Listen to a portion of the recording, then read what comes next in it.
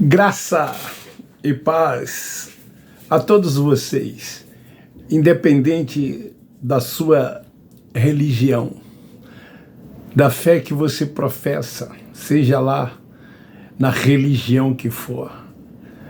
Você é um abençoado, você é uma abençoada, porque os justos, ele vive e anda por fé. Ele toma posse de tudo quanto já foi feito por ele. Ele não vive na expectativa do amanhã, do que vai ocorrer, do que vai acontecer, como fazem os religiosos, principalmente os nossos irmãos evangélicos. Futuralizam tudo. Você vai ser abençoado, você vai ser protegido, Deus vai te guardar, Deus será contigo. É tudo no futuro. Eles precisam ver para crer. Andam por vista e não por fé. Há uma diferença muito grande de andar por vista e andar por fé. Eles até dizem, que andam por fé. Mas isso é na teoria. Na prática, andam por vista e não por fé. Andar por fé é você tomar posse, é você ser preterista, é você crer na escatologia consumada. Tudo já foi feito. Nada mais tem que se fazer. Queridos, eu quero hoje falar sobre o tema que eu anunciei ontem. É polêmico? Sim, é polêmico. Aliás, os temas que eu abordo aqui, e outros pregadores também, na visão da graça, pregam, são polêmicos, porque contradiz o que o sistema religioso ensina. Eu costumo dizer que o meu canal vai na contramão da religião. Nós aqui não temos templos religiosos, nós não temos um suposto líder religioso sobre as nossas vidas. Nós aqui não praticamos ritos, liturgias, cerimoniais. Nós aqui não andamos debaixo de preceitos e achismo dos homens. Não vivemos nos rudimentos da lei de Moisés. Não lemos Moisés. O véu já foi tirado de sobre nós. A mente hoje é ativada. O entendimento veio dado pelo Espírito e não por conhecimentos seculares e nem tampouco teológicos. Não foram nos bancos escolares que conseguimos isso. Até pensávamos que era. Eu que fui aluno de uma faculdade teológica, que fui professor em uma faculdade teológica e em vários seminários, que fiz vários cursos seculares, não consegui encontrar esse entendimento. O meu entendimento era o entendimento do sistema religioso, era o sistema doutrinal, era aquilo que eles queriam que a gente dissesse. E foi assim que eu fiz durante quase 50 anos. Mas hoje eu vivo um outro momento, uma outra fase da minha vida, uma fase guiado e dirigido tão somente por Ele, que é o Senhor. O tema de hoje, como eu disse, ele fala de um assunto depois de uma conversa que eu tive com um pastor do sistema religioso. Ele é um conhecido meu de cerca de 50 anos. E ele é inscrito no meu canal, assiste meus vídeos e concorda com grande parte, mas ele disse que ainda tem 20% que ele não concorda. Daí que veio o interesse em eu falar sobre este assunto. O tema é: se eu pecar, a quem eu peço perdão? Se eu não tenho, uma igreja. E aí eu começo perguntando, será que ainda precisamos de perdão? Eu sei que os religiosos ficarão furiosos quando eu digo isto, porque eles dizem que nós somos pecadores, que estamos sempre pecando, e por pecarmos precisamos de perdão. Então ele, conversando comigo, ele disse que concorda com 80%, mas 20% não. E numa das mensagens que eu preguei no meu canal, ensinando que o templo religioso, que eles chamam de igreja, não é casa de Deus, não é lugar de adoração a Deus. E ali eu digo que o templo da habitação de Deus é o nosso espírito, é no nosso espírito que Deus habita. Eu falo nesse vídeo que Deus é adorado em espírito e em verdade, porque Ele é espírito. O culto a Ele é racional. Não esses, aspas, cultos que eles fazem dentro desses lugares, mexendo com a emoção, com o sentimento das pessoas. Principalmente nas igrejas pentecostais e neopentecostais. Eles são useiros e viseiros em fazer isto. Trabalham a emoção das pessoas. Fazem as pessoas chorarem. E as pessoas, na boa fé, acreditam em tudo aquilo que eles dizem. Não são racionais. Então, como templo da habitação de Deus, é em nós que Ele mora. Nós cultuamos a Ele constantemente. Eu costumo dizer 24 horas por dia, dormindo, nós estamos cultuando a Deus. É uma comunhão constante, é uma comunhão permanente que nós temos com Ele. Mas lá nas sinagogas tem que se ir, tem que se frequentar, principalmente aos domingos. E eles todos dizem, vamos à casa de Deus, vamos adorar a Deus, vamos cultuar a Deus. E lá até cantam louvores dentro dessa intenção, com este propósito. Então esse irmão, ele me disse que ele precisa de um tempo para prestar reverência a Deus. Ele me disse que o templo é um abrigo. E aí foi que ele me perguntou, se eu pecar, eu peço perdão a quem? Se eu não tenho, aspa, uma igreja, se eu sou um desigrejado, a quem eu vou pedir perdão se eu pecar? Ele disse, eu me confesso a quem? Porque a Bíblia diz que aquele que confessa e deixa, alcança misericórdia. Aí confessar a quem? Ele disse, se eu não tenho uma igreja para confessar diante dos santos, que ele diz que somos todos nós, quando estamos reunidos dentro desses lugares. A Bíblia diz que os judeus, por serem pecadores, porque pecado era transgressão da lei, está lá em 1 João, capítulo 3, versículos 4 até o 24, João diz que aquele que disser que não tem pecado é mentiroso. Aquele que disser que não tem pecado, ele estava se referindo aos judeus, porque todos os judeus pecaram e foram destituídos, Romanos 3, 23, porque todos os judeus foram transgressores da lei. Essa é a mais pura verdade, a mais pura realidade. Eles violaram as 613 leis do Torá. Pois sim, sabemos que até a lei havia no mundo.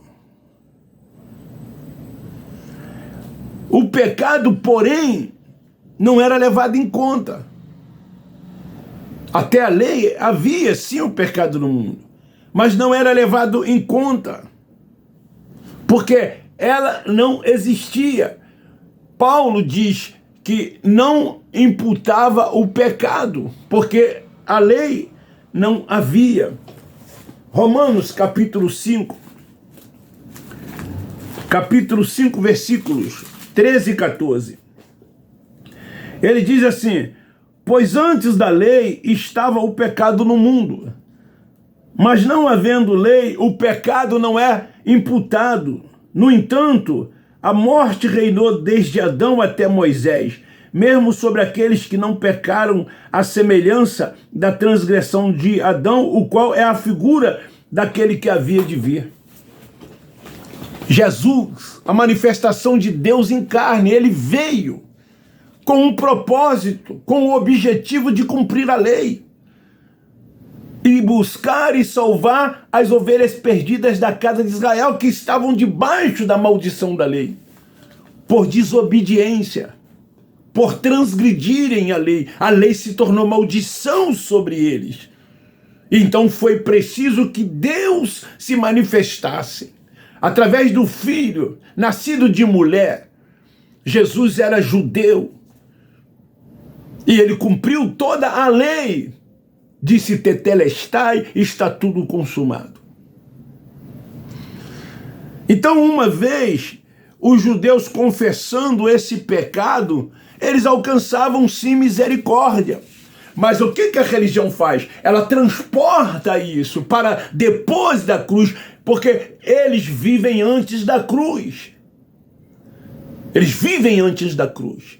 Eles vivem fazendo tudo quanto Cristo Nazareno fez. Eles ainda seguem os rudimentos da lei de Moisés. E trouxeram, então, vários textos para depois da cruz, como esse pastor disse, que aquele que confessa alcança misericórdia.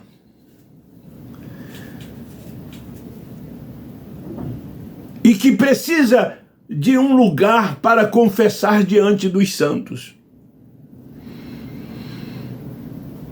Então eu vi a necessidade de falar acerca desse tema, porque muitos ainda têm dúvidas acerca desse assunto, porque o entendimento ainda não foi aberto, ainda não foi dado a essas pessoas.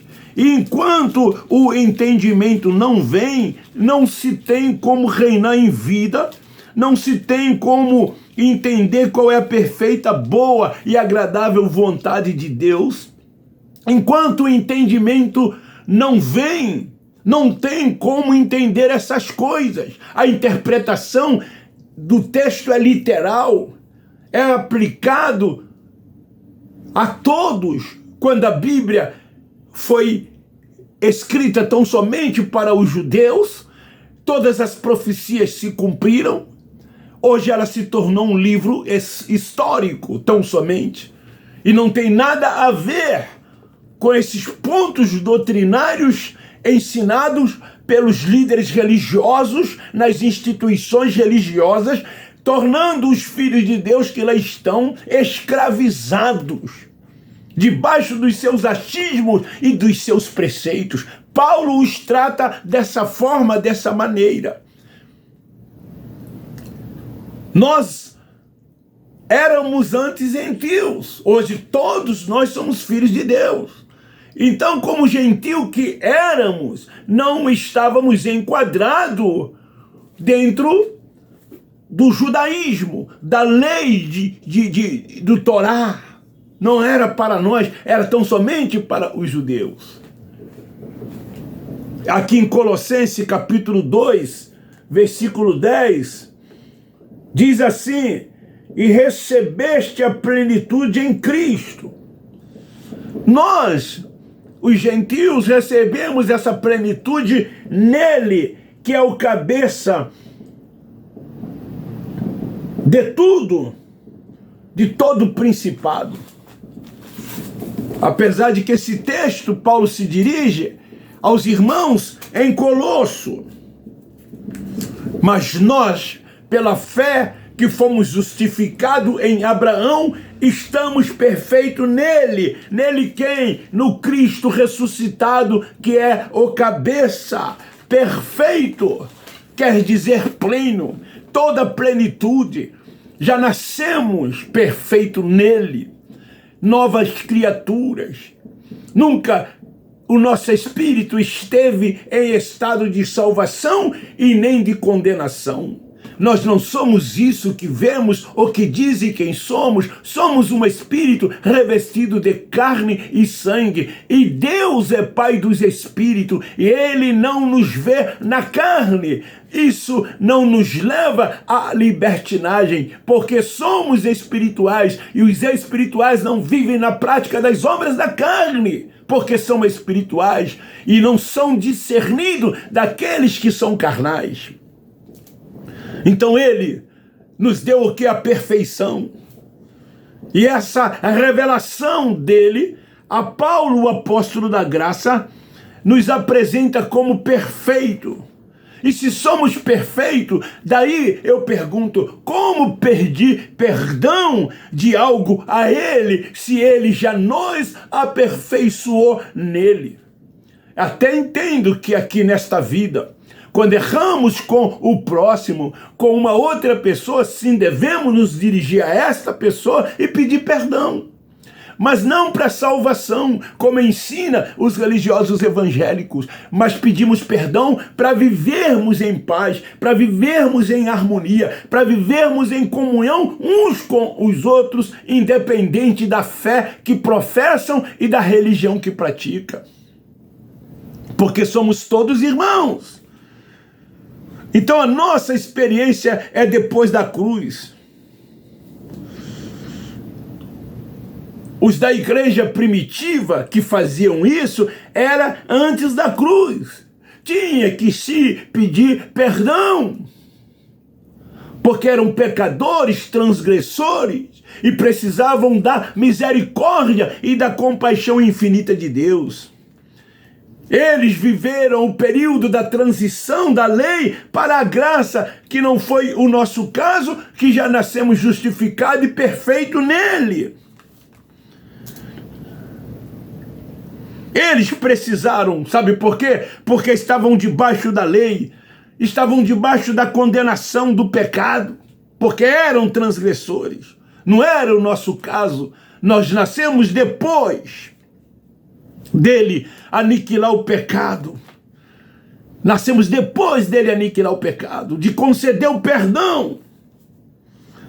E eu quero te dizer, religioso evangélico, ou religiosos, o que Deus faz, tudo é eterno, tudo é perfeito, tudo é para sempre. Então nós que nascemos depois da cruz, nascemos depois do juízo final que veio sobre o seu povo no ano 70, depois de tudo aqueles acontecimentos, aquelas profecias que se cumpriram ali, o juízo final. Nós viemos depois, não estamos e nem vivemos debaixo de nenhuma condenação, nenhum juízo de Deus virá sobre nós, ou sobre quem quer que seja, apesar de que os religiosos ensinam isso. Costumam dizer, cuidado com o juízo de Deus, cuidado com a mão de Deus.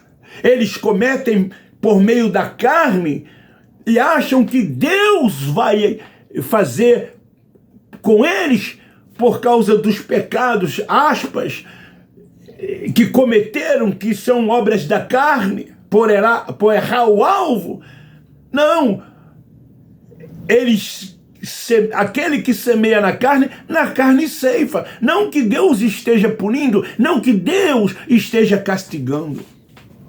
Se uma pessoa, ela vive entrevada numa cama, se uma pessoa, ela tem uma doença contagiosa, se ela tem algo no seu corpo físico, porque ela plantou e semeou algo, e então ela vai colher.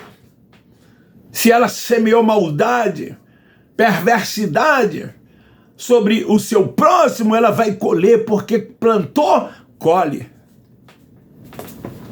É a lei da semeadura. Então não é um castigo de Deus. Deus não tem culpa nenhuma dessas consequências das obras da carne. Deus não tem nenhuma culpa. Até porque Deus não é pai na carne, ele não nos vê na carne. Então se plantou, colhe. Eu costumo dizer que eu conheço um pastor, aspas, que tem uma igreja, fumou a vida toda e hoje ele tem problema no seu pulmão. Volta e meia está internado num hospital para cuidar dessa falta de oxigenação que ele tem no seu pulmão. Consequência dos longos anos que ele fumou. E assim tantos outros, Deus não tem obrigação nenhuma de curar. Como não ainda o curou. E assim outros. E assim tantas outras. Se semeia na carne ceifa, na carne colhe. Eu perdi um irmão que fumou e bebeu durante a sua juventude toda, até quase os seus 40 anos de idade. E depois se tornou, aspas, um obreiro, aspas, na casa, aspas, de Deus. Morreu de cirrose hepática. Morreu cego, porque tinha também diabético. E aí, quantos oraram por ele, inclusive eu, né? Quando o véu estava posto. E a cura não veio. E os seus dias se findaram aos 50 anos. E você também conhece casos assim. E casos assim existem e vai sempre existir. São as consequências de tudo aquilo quanto fazemos aqui nesta vida.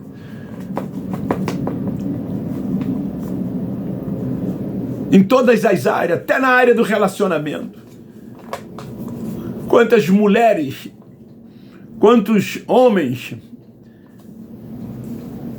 estão colhendo na carne aquilo que plantou. É a lei da semeadura. Então procura semear no espírito, plantar o amor, fazer o bem, cuidar do próximo. A maior essência de tudo é o amor. Tudo Paulo diz que se acaba, que termina, mas o amor, esse permanece. Semeia, planta e você vai colher. Então fica aí esta palavra, esse ensinamento, divulgue e compartilhe. O tema é: se eu pecar, a quem eu peço perdão? Se eu não tenho uma igreja. Então está respondido aí. Se o entendimento veio a você, você sabe que você não precisa de perdão de Deus, porque você já nasceu perfeito nele. E tudo quanto ele faz é eterno. Você nasceu depois que ele aniquilou o pecado, depois que ele concedeu o perdão aos judeus que eram pecadores. Você nasceu nova criatura, perfeito nele.